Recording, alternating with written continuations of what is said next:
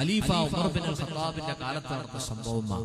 ഒരു പിതാവ് പൊന്നുമോന്റെ കൈയും പിടിച്ച് ഉമർ ബിൻ ഖത്താബിന്റെ സദസ്സിലേക്ക് വരുന്നു. എന്നിട്ട് പറഞ്ഞു, ആ ഉപ്പ അമീറുൽ മുഅ്മിനീനോട് പറയുകയാണ്, എന്റെ പൊന്നുമോൻ എന്നെ ഉപദ്രവിക്കുന്നു, അവിടുന്ന് ഉപദേശിക്കണം. അപ്പോൾ ഉമർ ബിൻ ഖത്താബ് റളിയല്ലാഹു അൻഹു പറഞ്ഞു, പൊന്നുമോനെ, നീ അല്ലാഹനെ ഭയപ്പെടണം. നിന്റെ മാതാപിതാക്കളുടെ സ്ഥാനം നിനക്കറിയില്ലേ?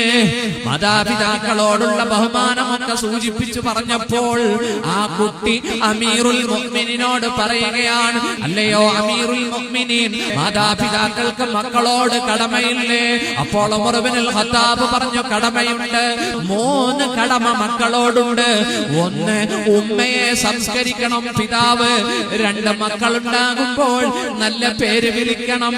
ആ കുട്ടികൾ വളർന്ന് വലുതാകുമ്പോൾ അല്ലാഹുവിന്റെ കലാമായ ഖുർആൻ പഠിപ്പിച്ചു കൊടുക്കണം. ഇത് 3 പ്രധാനപ്പെട്ട കടമയാണെന്ന് അമീറുൽ മുഅ്മിനീൻ ആ കുഞ്ഞിനോട് പറയുക. അപ്പൊ കുട്ടി പറഞ്ഞ എന്താണെന്നറിയുമോ? വല്ലാഹി എന്റെ ഉമ്മാക്ക് സംസ്കാരം കിട്ടിയിട്ടില്ല. എന്റെ ഉപ്പ എന്റെ ഉമ്മയെ തെരഞ്ഞെടുത്തതല്ല, പെട്ടെന്ന് തട്ടിക്കൂട്ടിയ വിവാഹമാണ്. പെട്ടെന്ന് ഉപ്പയുടെ ജീവിതത്തിലേക്ക് വന്ന ലൈഫ് പാർട്ട്ണറാണ്, അടിമപ്പെണ്ണാണ്. എന്റെ ഉപ്പ 400 വെള്ളിക്കാശ് കൊടുത്ത് വാങ്ങിച്ച വെറും അടിമപ്പെണ്ണാണിത്. അവിടെ പൊട്ടി. രണ്ടാമത്തത്, എന്റെ ഉപ്പ എനിക്ക് ഖുർആൻ പഠിപ്പിച്ചു തന്നിട്ടില്ല, ഒരായത്ത് പോലും പഠിപ്പിച്ചു തന്നിട്ടില്ല. മൂന്നാമത്തത്, എനിക്കൊരു നല്ല പേര് പോലും വിളിച്ചിട്ടില്ല. എന്റെ ഉപ്പ എന്നെ വിളിച്ചത് ജുഅല എന്നാണ്. ജുഅൽ എന്ന് പറഞ്ഞാൽ എടാ കരിവണ്ടേ എന്നാ വിളിക്കുക ഉപ്പ. ഇത് പറഞ്ഞപ്പോ ഖലീഫ ഉമർ റളിയല്ലാഹു അൻഹു ദേഷ്യം വന്നു. എണ്ണിക്ക് തടി സലാമത്താക്കും, പോ. ആഹാ, മോന്റെ കൈ പിടിച്ച് ഇവിടെ വന്നിട്ട് പറഞ്ഞു, മോൻ അനുസരിക്കുന്നില്ല, മോൻ കുരുത്തം കെട്ടവനാണ് അല്ലേ? നീ പറഞ്ഞത് അതല്ലേ? നീയാണ് മകനെ നശിപ്പിച്ചത്, മകനെ നീയാണ് ഉപദ്രവിച്ചത്. ഉമർ റളിയല്ലാഹു അൻഹു പറഞ്ഞു, പോ എന്റെ മുന്നിൽ നിന്ന്.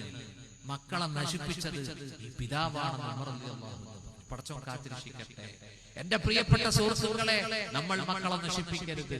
നോക്കൂ, അതിന് എവിടെ മുതൽ തുടങ്ങണം? ധാർമ്മിക ബോധമുള്ള നല്ല സാലിഹത്തായ പെണ്ണിനെ സെലക്ട് ചെയ്യണം.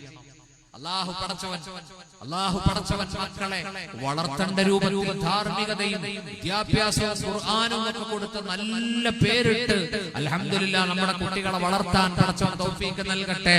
മാതാപിതാക്കളോട് കടമയുള്ളതുപോലെ മക്കളോട് നമുക്ക് കടമയുണ്ട്.